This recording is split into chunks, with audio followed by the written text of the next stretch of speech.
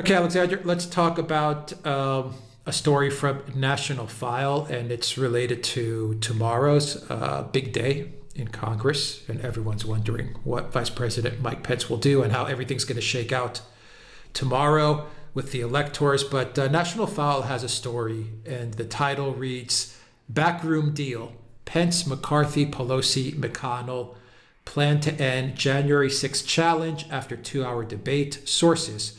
The byline reads, a backroom deal has been struck that will attempt to pacify Trump's base while ultimately mollifying the January 6th challenge, National File sources say. And this kind of piggybacks on the rumor that we briefly touched upon during one of our lives that Pelosi and McConnell were talking about a way to kind of play politics with a lot of the dissatisfaction from the from Trump's voting base, and try to appease them while working out a deal between themselves, just kind of railroad the electors through, kind of having a ceremonial debate take place. Then they could kind of play politics with the base and say, look, we discussed it, and we talked about all the objections, but at the end of the day, Biden is president of the United States. They were working on something like that, and those were rumors. But now we have this confirmation from this story that came out. What do you make of this? It's interesting that McCarthy is also listed. That's the first that I've heard of McCarthy, as well as Pence. So the rumors were just talking about McConnell, Pelosi, and actually Schumer. But now we have McCarthy and Pence, which are named to be in this backroom deal. I think they're very believable, and they make a great deal of sense to me. I think what you're seeing is the political establishment closing ranks and trying to push everybody back into line. And of course, the people who are going to be most concerned to do this are not, strangely enough, the Democrats, who are reasonably united, but the Republicans, the Republican leadership in the Senate. That's where the real leadership of the Republican Party is, at least the establishment party, are becoming obviously, clearly very worried and alarmed about the whole situation, because they have 140 House Republicans in effect rebelling against the leadership. That's 140. That is about 2/3, as I understand it, or even 3/4 of House Republicans rebelling. And we've had 11 senators coming forward and saying that there should be an electoral commission. And there's one Republican senator who says that he will back the House Republicans in resisting certification. Now, that is not what the Republican Party establishment wants to see. We've discussed this many times. They've never been keen on Trump. If you read their, the media sites which support them, places like National Review and Washington Examiner, they are becoming increasingly enraged by Donald Trump and the fact that he is still refusing, as they see it, to play ball and to if you like, collude in his own removal. So they have every incentive of closing this whole thing down, getting this orderly transition, as they would call it, to Biden done as quickly and as smoothly as possible, so that they can return to business as usual without Donald Trump, which has been what they've always wanted. And I think we are seeing more and more moves to this effect. One, I'm going to say it straightforwardly, was this very strange decision to release the Raffensperger tape, or the audio tape, which I have to say, I found that a most surprising development, and Raffensperger has struggled to justify that decision. Very interesting article about that by Byron York, by the way, who is an establishment Republican, but one with more sympathy for Donald Trump than other establishment Republicans seem to have. And the other thing is, I am sure, a growing pressure on the senators to fall into line, and also backroom deals organized with the House leadership. I think McConnell is undoubtedly the key person pulling the strings here with the House leadership including, and that's where McCarthy comes in. And of course, as for Pence, we've always sensed that ultimately he is an establishment Republican. He has been loyal to Trump up to now, but he also wants, I think, an orderly transition, as they would say it, because on the one hand, he is an establishment Republican himself, and secondly, he wants the backing of the Republican establishment in the campaign for the presidency, which he intends to launch in 2024. So we have all of these things playing out, and I think some kind of a deal is highly likely in order to contain this thing. There are many questions. One is what the form of this deal is going to take. We hear that there's going to be a circumvented debate of about 2 hours, and then that there will be a direct vote afterwards. This is what National File is saying. But we also hear that there's going to be some attempt to mollify the Trump electoral base. I wonder how that is going to happen. I wonder whether the Trump electoral base is in any mood to be mollified at the moment. I have to say that this talk of mollifying the base seems very strange to me, when in fact what they're really doing is defying the base. But that's one thing. So there is that question. And then, of course, there are lots of other questions about how this will stick, whether House Republicans will really be prepared to fall into line about this, how Donald Trump is going to react, and how all those people who are going to apparently gather and protest in Washington, how they're going to respond as well. So, you know, we will see how this works, but it's classic McConnell. He's always been a person who thrives, if you like, in the corridors of power, rather than openly going out on the hustings, talking to people in a direct way, in the way that Donald Trump does. It's exactly the kind of wire pulling that I would expect of him. And I have to say, I think much of the country will see it for what it actually appears to be, which is an establishment stitch-up. All right. Okay, so let's break this down then. I've got 4 topics that we can discuss, which are related to the story and related to what's going to happen tomorrow, or at least we can try to, I don't know, maybe stitch something together as to what we think, or maybe help our viewers understand what may possibly go down tomorrow, because it's getting very confusing, to be honest. We're getting a lot of mixed signals. So let's stay on this National File story, and that's point number 1. And let me read you some excerpts as to how they see it going down tomorrow, or their theory as to what they see might happen. So National File says that Vice President Mike Pence, House Speaker Pelosi, House Minority Leader Kevin McCarthy, and Senate Majority Leader McConnell have reached an informal backroom deal to expedite the January 6th challenge in the Electoral College and end it with a simple majority vote after a 2-hour debate. Multiple Capitol Hill sources have confirmed this to National File. The informal agreement is to cap the debate at 2 hours, then have congressional leadership gavel over any objections and pursue a scripted simple majority vote to confirm the electoral votes. National File's sources explain. One source noted that this will likely conjure images of the 2012 Republican convention, when former RNC chair John Boehner ignored loud objections from former Texas Rep. Dr. Ron Paul's delegates and read from an already prepared script on a teleprompter instead. Okay, so this is interesting because it looks like they're drawing from a 2012 scenario, and they're just kind of pasting it to tomorrow's congressional hearing. So there you have it. That's from National File as to how they see tomorrow going down.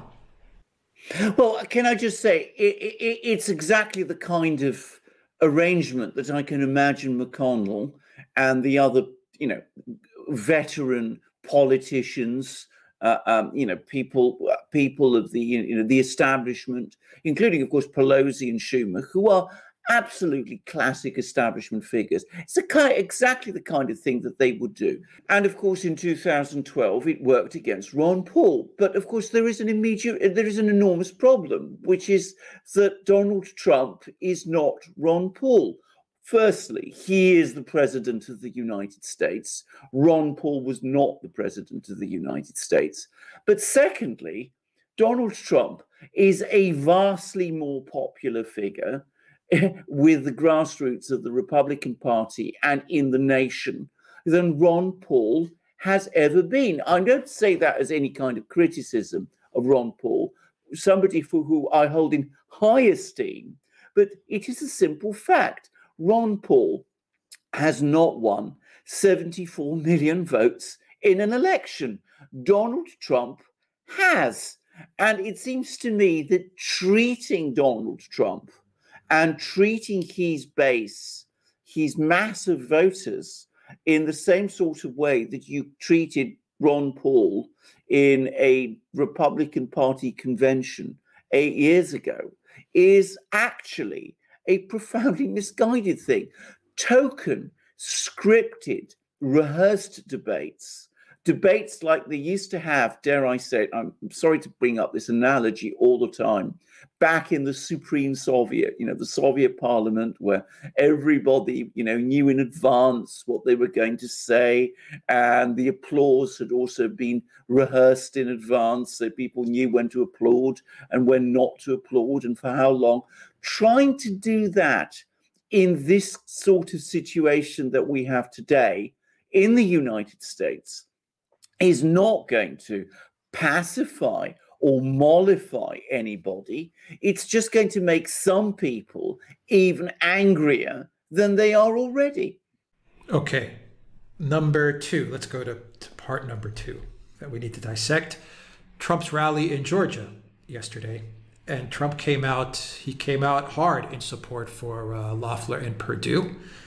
And while it was, once again, a great Trump rally, the standard rally that we all know and love and entertaining. And Trump was once again on his A game. It's where he's at his best. But of course, he raised the issues that he has with the election and what took place on November 3rd. And he hasn't, he's been saying this now for 2 months. He's been going over everything point by point by point. And we all understand exactly at this point in time. We're all very, very aware with what happened on November 3rd. Everyone that's watching this channel knows exactly what went down. But I find it interesting that maybe it's the wrong way of saying it, but it does seem like Trump is playing ball with the establishment GOP here by coming out and supporting Loeffler and Perdue so strongly. I mean, he praised Perdue, he praised Loeffler, he praised Mike Pence. He cracked a joke and he says, I believe in Mike Pence. I trust in him. If he makes the wrong decision, tomorrow, on the 6th, he said, makes the wrong decision on Wednesday, then I may not like him as much. Okay, but he was joking there. I mean, he was joking about it, but I don't know. I understand what's at stake by having the Democrats win the Senate. Absolutely.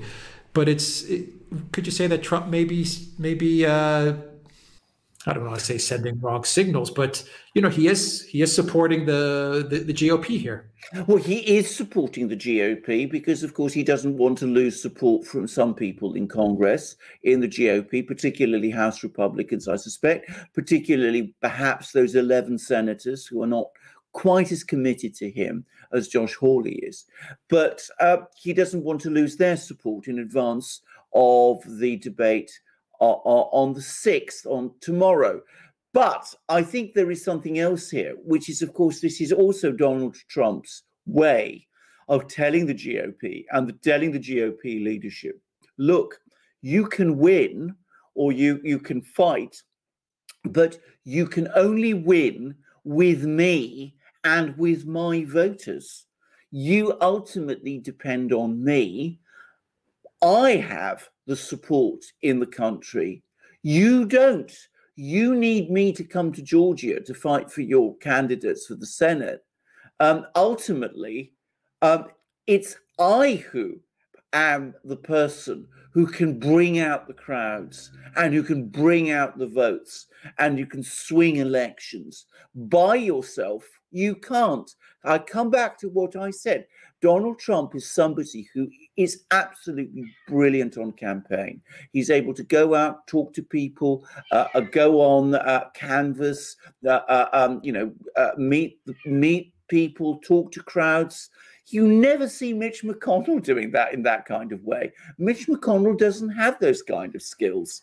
And that's the difference. And that's, I think, the point that Donald Trump is emphasizing. He has the connection to the Republican base. The GOP leadership in the Senate don't.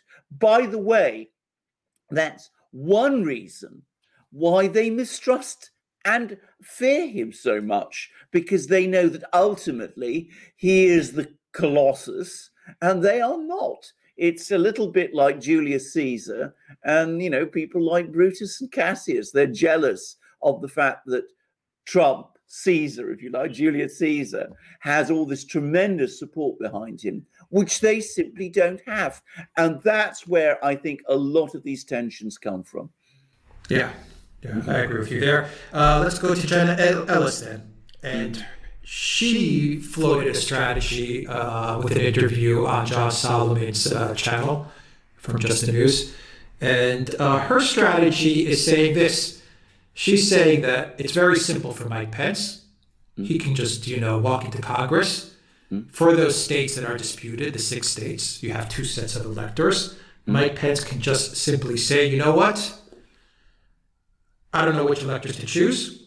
Go back to the states and come back with 1 set of electors, 1 slate. Don't give me 2 slates. Come back with 1 slate and we'll reconvene. Jenna Ellis says they will reconvene on January 17th, I think she says.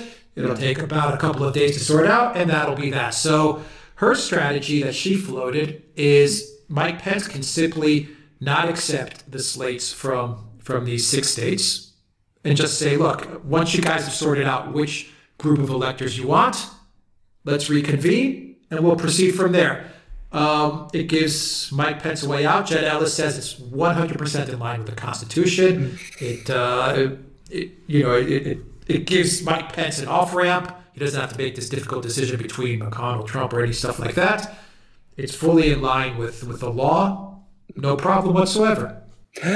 Right. I should say straight away, I am not an expert on the US Constitution, but my reading of the Constitution and of the amendment is that that is right, that is exactly correct. That is the power that Mike Pence has. And in theory, one could see him do it. I don't think this is anywhere near as unprecedented or extraordinary or as unusual as people are making up. Having said that, saying that he can do it is not the same thing as saying that he will do it. If we are right in these reports that we are hearing from National File and elsewhere that there is a backstairs deal being done, then that is precisely the kind of scenario that deal is intended to prevent. In other words, Pence will go with the, if you like, conventional slate of electors which have been presented, and I suspect that is what he will do. But we'll see. We will see. We will see what he does tomorrow. Okay, so point number 4, and we'll wrap it up, and that is coming from Mo Brooks. Mo Brooks is Alabama. From Alabama, Representative Mo Brooks. Mo Brooks is saying that outside of Hawley, the other 11 or 12 senators that have rallied behind Ted Cruz and have appeared to object to the elector certification are pulling a head fake. Mo Brooks sent this tweet: "Promises made, promises kept. Today I signed objections to tainted electoral college vote submissions of Arizona, Georgia, Michigan, Nevada, Pennsylvania, Wisconsin. Senators, time to sign on too. America must not tolerate voter fraud and election theft that undermines our republic." That's the tweet he said. And what is Mo Brooks saying? He says that Ted Cruz has a lack of an actual objection there hasn't really been an objection, a signed and sealed objection. And Mo Brooks is saying, he notes that each state must be challenged individually. The same is true as is in the House of Representatives. The same is true for the Senate. And no one other than Josh Hawley in the Senate has objected. And Hawley's objection is only for Pennsylvania. Currently, there is only one objection in the Senate, Pennsylvania, contested by Josh Hawley. No other senators are on record with any objections, including Ted Cruz, who claims his involvement is contingent upon successful support for a commission. Absent of another senator or senator stepping up and challenging the other states like Arizona, Georgia, Wisconsin, Michigan, Nevada, etc., there is no formal challenge other than Pennsylvania and Josh Hawley. Unless Cruz or another senator challenges Arizona or the other states, it would appear Senator Cruz has pulled a head fake. That is how Mo Brooks is looking at the situation. Mo Brooks, representative of Alabama. Alexander, what do you make of that? I think it's very likely right. It feels right, I have to say. I mean, the point about Ted Cruz is that Ted Cruz is somebody else who very much wants to be president. Bear in mind, he was a candidate for the 2016 presidential election. He was rather for the nomination, the Republican nomination for the 2016 election. So he very much wants to be president. On the one hand, that means he wants to give the Republican base, Donald Trump's supporters out there in the country, a sense that he is on their side. So that's why he maneuvers. He gets, all these senators to come along and issue statements. And it's absolutely true. At this moment in time, all those senators have done is issue a statement. That's all that Ted Cruz has done. He's not actually converted that statement into any actual action. So he says that to the Republican base. At the same time, he reassures the Republican leadership, whose support probably he also wants, Mitch McConnell and McCarthy and the donors, the big Republican Party donors. Well, actually, I'm not going to push this too far. I'm going to go through the motions by raising all these issues. But at the end of the day, I am a loyal party member. I will do what the leadership says, and you shouldn't take my positioning in advance of the 2024 election too seriously. So I'm afraid I think this is probably right.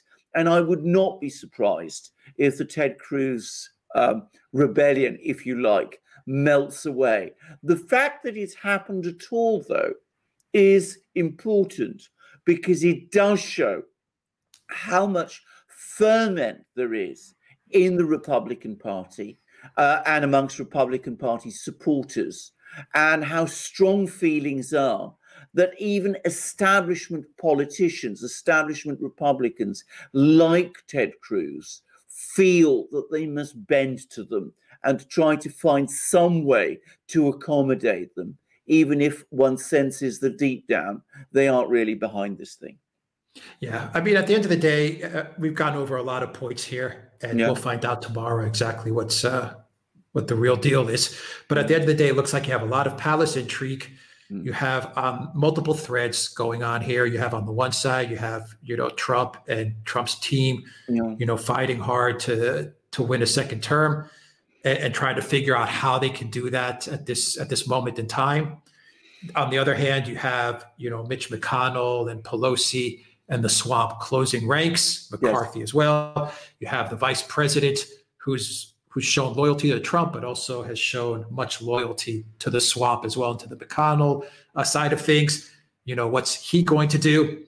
And then you have guys like Josh Hawley, who appears to be the real deal, but you also have guys, Republicans like Ted Cruz, who probably smells, on the one hand, wants to get closer to Trump's America First movement and to Trump's base, but also on the other hand, definitely smells that some power can be obtained from McConnell. I mean, you definitely see the Republican Party. There is also within the Republican Party a lot of people who can sense that maybe there could be a shift in power, and they can take over for what appears to be an embattled and weakened McConnell. I mean, no one appears to want McConnell. No one in the base, at least, appears to want McConnell. So there's a lot of different things going on here. I think that's exactly right. And I think you've described it extremely well. There is a lot of intrigue going on as the Republican Party senses that the traditional leadership, McConnell, and people like him, are losing their grip. So there are people who, on the one hand, don't want to break with the traditional leadership, but at the same time want to use the Republican base to push things forward for themselves, even though ultimately they're probably not fully signed up to the whole America First, Make America Great Again, or the programs that we so much associate with Donald Trump. So we have all these movements and things taking place within the Republican Party, and it is fascinating. It is history being made in the United States. Whatever happens on the 6th of January, it will not be the end of this story, I predict. We're going to see much go on over the next couple of years, and it is the Republican Party which is the party to watch. All right. We'll leave it there, and we'll find out tomorrow exactly what's going to happen. We'll all be watching, everybody. All right, Alexander McCurst, thank you very much. Guys, hit that like button. Share this video out with everybody that you know. Help this video get the exposure that it needs. And also, if you like this video, please subscribe to the channel. Go to BitChute, go to Rumble, go to Odyssey as well. You will find this video on those awesome platforms. Look in the description box down below and you will find a link to Alexander's newly launched channel. Let's get that channel to 5,000 subscribers. It's very, very close. In only a matter of days, it's gotten to a good number of subscribers, very close to 5K. You'll also find a link to my channel as well. Let's get that channel to 20K. And also go to the Duran shop. Let's help this channel out by maybe purchasing some great merchandise. Absolutely, a fantastic merchandise like our great magic mugs, this one with the flag of Greece, but you can find the flags of many countries there. You can find all our amazing t-shirts there, long sleeved, short sleeved. We can find sweatshirts, you can find hats, you can find hoodies. Here's a hat with the flag of the United Kingdom. You can find hoodies too. You can find amazing products in our shop, which we have made a great commitment to our viewers, will all be of the finest quality. And please do also what Alex said. Please find us on our other platforms and support us through Subscribestar, PayPal, and Patreon. And thank you for coming to this program. And please be sure to look out for our two channels, Alex Christophorou's channel and mine. You'll find links at the bottom, as Alex said, and please join us on our next program and check your subscription to this channel also. All right, Alexander McCurst, thank you very much. Till next time, everybody, take care.